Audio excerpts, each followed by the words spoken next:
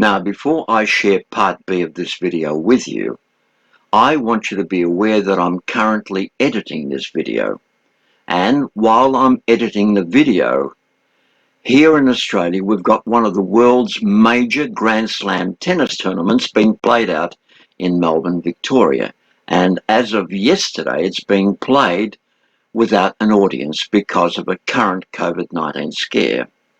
Now, there's a commentary that I want to bring to your attention. It was by Australia's current tennis coach, a man called Lleyton Hewitt, who's very well known on the world stage as a major tennis player over the past 15 years. And he goes on to say that the middle and lower ranking tennis players throughout the world, whenever they see an opportunity to close down a point, will do that immediately. On the other hand, the number one ranking tennis player in the world, Novak Djokovic, works a different way.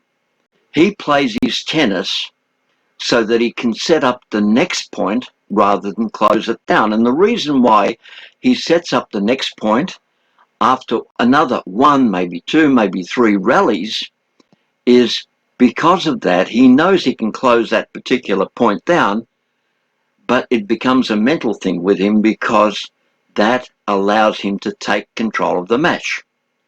Now, when I heard that, I thought, gee, that's so much like what happens in sales, because the average or above average salespeople, the minute they can sniff out a sale coming up, will completely close it down at the first opportunity. And when they do that, sometimes they close down too early.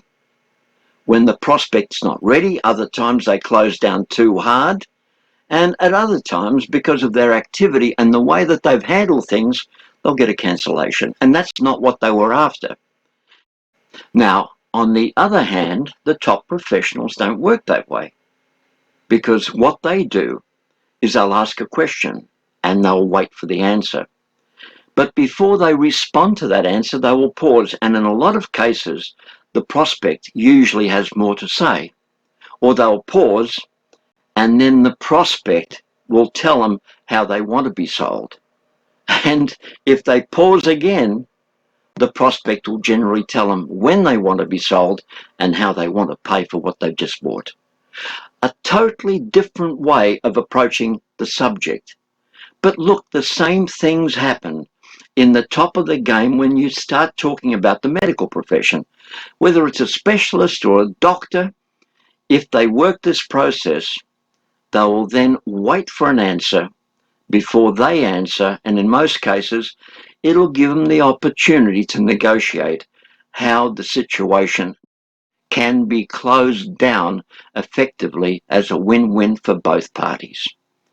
Now, understanding that, in future, don't play like the middle and lower class tennis players play by wanting to close down each point immediately.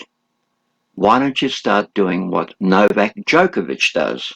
And what he does is he'll keep rallying until he's in a position to take control not only of that point, but the rest of the game.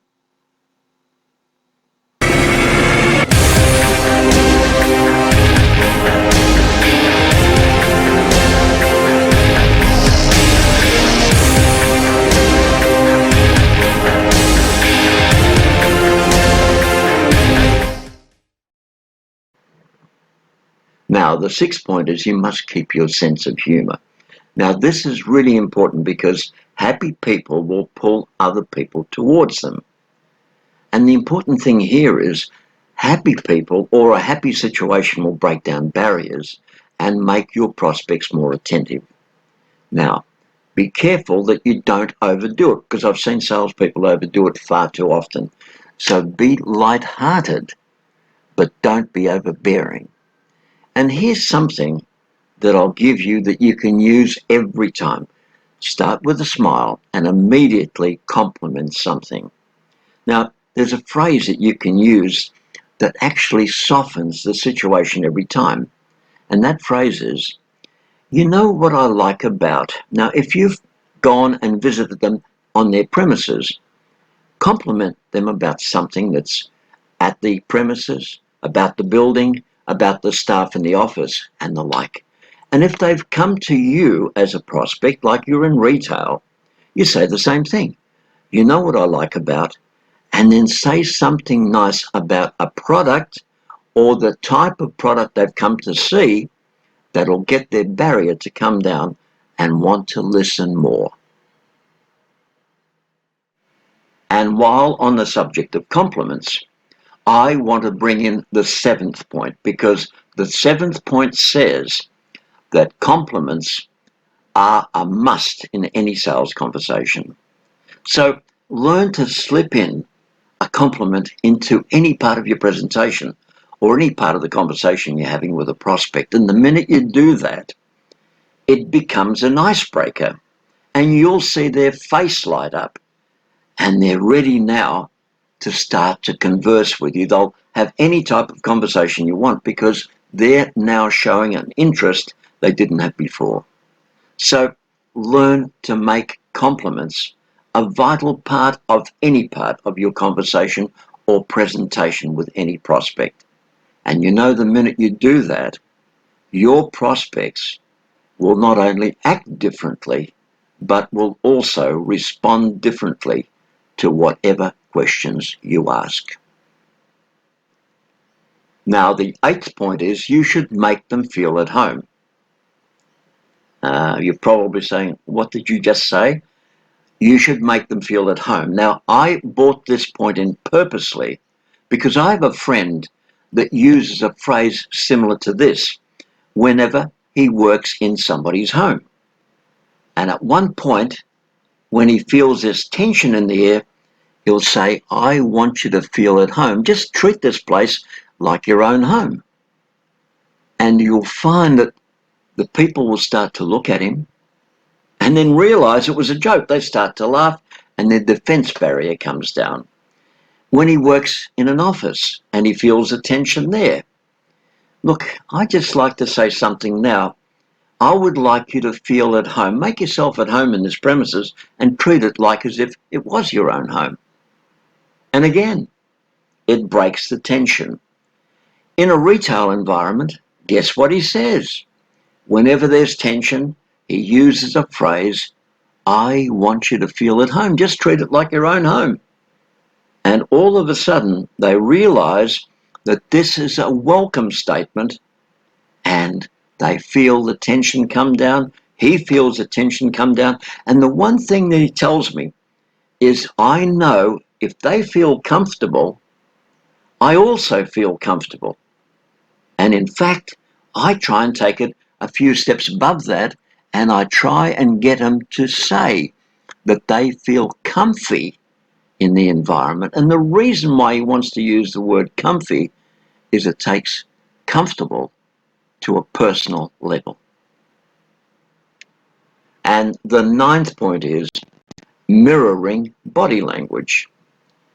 Now, you're probably saying to yourself, look, he's already brought up body language, he's brought up mirroring, so why do we have mirroring body language? Well, that too is simple, because I want to isolate this as a separate subject, because we all know that subconsciously you start to mirror the body language, it makes those people feel at ease. But I do it a slightly different way, which works for me, and maybe you should try it for yourself. Because whenever I copy anybody's posture, I firstly do it in not a subtle way. In fact, I'll make it pronounced to the point where I realize that I'm now mirroring their body language. And they'll then give me another signal, and I will then copy that as well. And I'll do that one more or maybe twice more beyond that. And then all of a sudden, I'll become subtle in the way that I mirror their body language, which then makes them aware that I'm no longer bringing this into the open.